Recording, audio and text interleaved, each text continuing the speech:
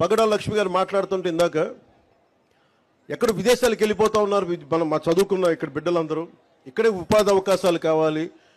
ఆవిడ ఎంత చక్కగా మాట్లాడారంటే స్కిల్ డెవలప్మెంట్ యూనివర్సిటీ కావాలి. ఒక పురుషుడు అడగలేదు ఈ రోజు దాకా, కానీ ఒక ఆడబిడ్డ అడిగింది.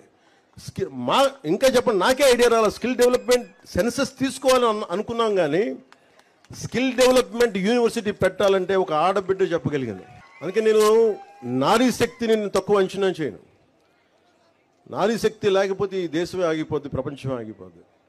అలాంటి నారీ శక్తికి నేను వందనాలు అర్పిస్తున్నాను. అంటే మీరు ఇచ్చారమ్మ ఈ రోజున, వెంకటలక్ష్మి మనస్ఫూర్తి చెప్తున్నాను, మీరు ఇచ్చారు ఈ రోజున.